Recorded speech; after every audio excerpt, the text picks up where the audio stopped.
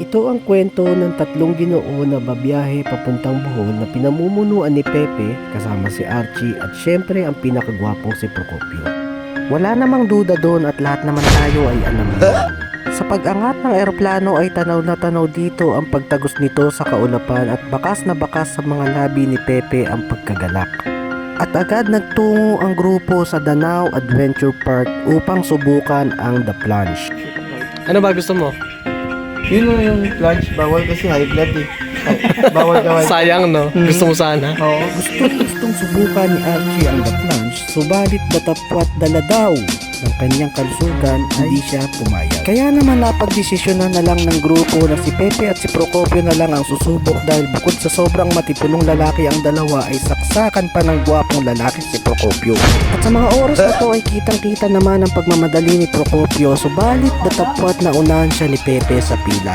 At nung makita ni Pepe ang kanyang lumulundagan, siya'y kinabahan ngunit di na siya makaatras dahil masisira ang kanyang pagkalalaki. Hanggang sa napasubo na si Pepe at wala na siyang magawa kundi tanggapin ang katotohanan at sumigaw ng malakas.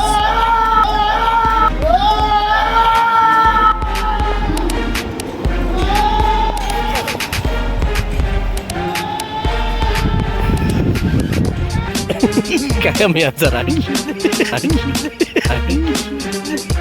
Bahagyang nadula si Archie nung tanongin siya nito kung kanya ba itong kakayanin, kaya tinaan niya na lang ito sa virtual lipad. Gayon pa man ay naitawid niya pa rin ito sa pagbabanggit na Kaya ko, bawal kasi high blood eh. ngunit nang siya ay pilitin at lipitin ay bigla na lang siyang nahimatay, ngunit muli ding naman nabuhay. Dahil dito ay napagdesisyonan na lang ng grupo na sumakay na lang sa cable car. Bagamat kasama naman nila si Procopio na pinakamatapang ay hindi sila nangangamba sa kanilang Ang kaligtasan. mabilis pala nitong hayop na to.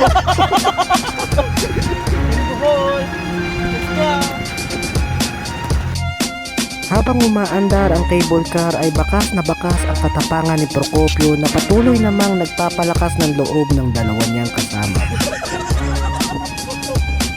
Bohol! Let's go! This is the place! Maririnig niya sa background ang pag-usal ni Pepe na siya daw ay nalulula, ngunit si Procopio ay patuloy siyang pinalalakas ang loob. This is for the record!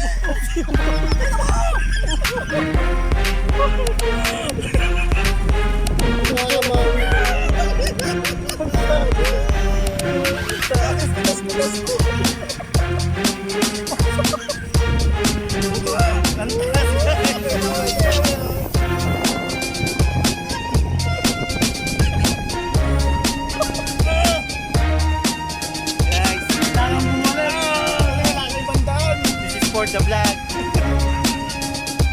Matapos nito ay napagdesisyonan ng grupo na tuparin ang virtual lipad ni Archie sa pamamagitan ng pagsakay sa zipline. Kaya naman nagalit si Pepe dahil ang gusto ni Archie ay lumipad ng sabay na parang bromance. May kasabay!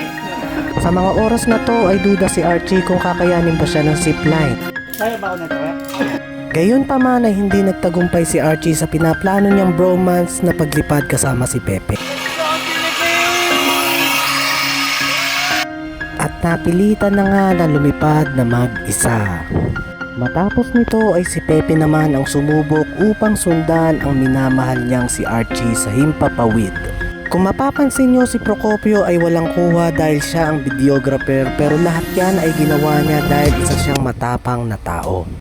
Pero wag mag-alala, hindi na kita gagambalain.